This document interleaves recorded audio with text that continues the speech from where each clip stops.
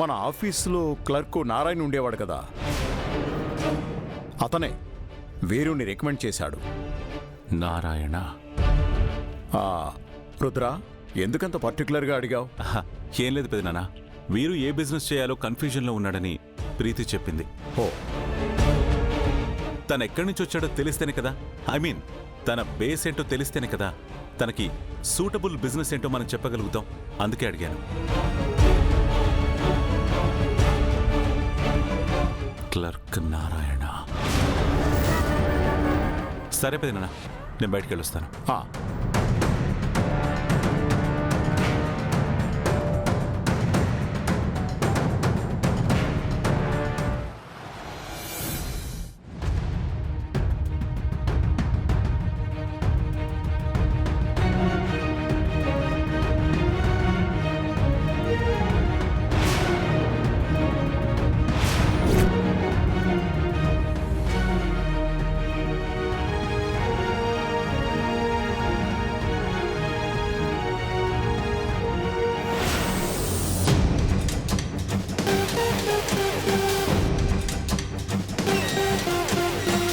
నమస్కారం అయ్యా. నమస్తే అండి. అయ్యా, ఈ ఇంట్లో విశ్వనాథం గారని ఉండేవారు? అవును, వాళ్ళు ఎప్పుడో ఇల్లు అమ్మేసి వెళ్ళిపోయారండి. అవునా? వాళ్ళు ఇప్పుడు ఎక్కడ ఉన్నారో తెలుసా అయ్యా?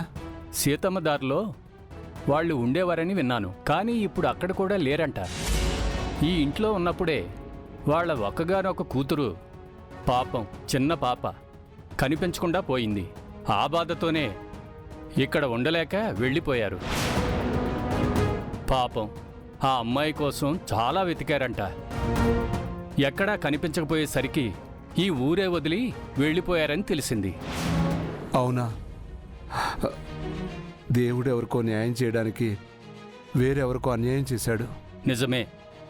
పాపని తలుచుకొని బాధపడని క్షణం లేదు. ఆ కన్న తల్లి ఎంత క్షోభను అనుభవించిందో, అతను మాత్రం ఆమెను పట్టించుకునేవాడే కాదు. అసలు ఇంతకీ మీరెవరు? ఉంటానయ్యా.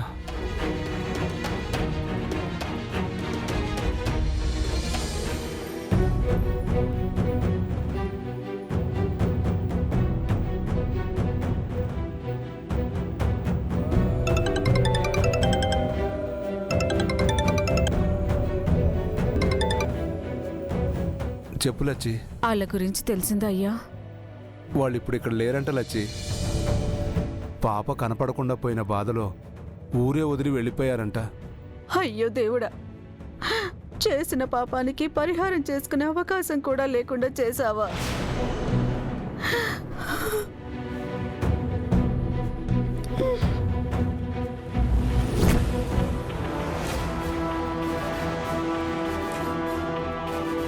అవును బాబు, వీరేంద్రని నేనే మీ పెదనాన్న దగ్గర ఉద్యోగంలో చేర్చాను. మా ఇంట్లో చాలా నమ్మకంగా పనిచేసేవాడు. ఊరికే ఇస్తే ఒక్క రూపాయి కూడా తీసుకునేవాడు కాదు. ఎంత కష్టమైన పనైనా కాదనకుండా చేసేవాడు. అదిగో ఆ గదిలోనే ఉండేవాడు. నీ వేరే చోట పని చూపించినా సరే వద్దనేవాడు. మీ పెదనాన్నగారి దగ్గరే ఉద్యోగం కావాలనేవాడు. మంచి అబ్బాయి. ముందు వెనక ఎవరూ లేనివాడని నేనే రికమెండ్ చేశాను. ఇప్పుడు ఏకంగా మీ ఇంటికి అల్లుడయ్యాడు. అదృష్టవంతుడు. వీరు పర్టికులర్గా మా పెదనాన్న దగ్గరే జాబ్లో జాయిన్ అవ్వాలని మిమ్మల్ని ఎందుకు అడిగేవాడు?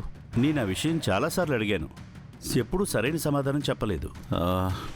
ఆ తర్వాత ఎప్పుడైనా వీరు మిమ్మల్ని కలిశాడా? లేదు బాబు. మీ పెదనాన్నగారికి దగ్గరయ్యాక నన్ను కలవడం కానీ ఇక్కడికి రావడం కానీ చేయలేదు బాబు. తన వస్తువులు తీసుకువెళ్ళడానికి కూడా రాలేదు. వాటిని నేను చూడొచ్చా? స్టోర్ రూమ్లో ఉన్నాయి. పదండి చూపిస్తాను.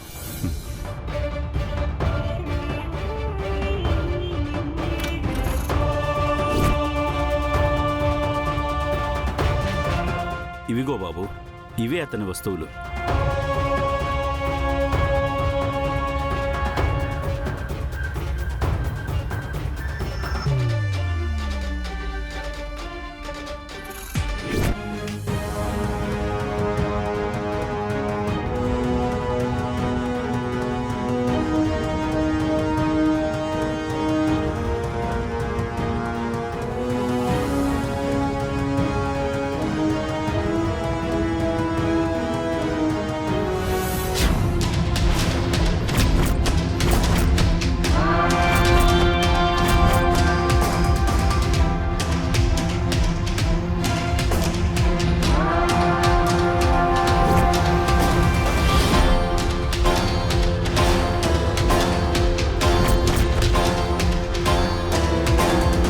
ఈ ఫోటో ఎవరిదో తెలుసా?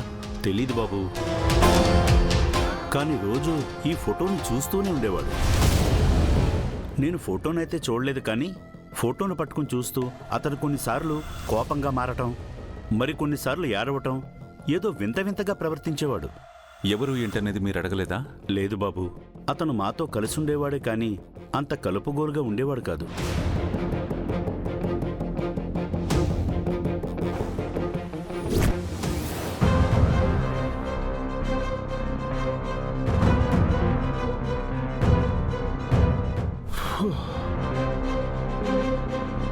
బావ అనుకున్నట్టుగానే ఇంట్లో ఇసేలన్నీ సామ్మకి సక్క పెట్టేసినాడు.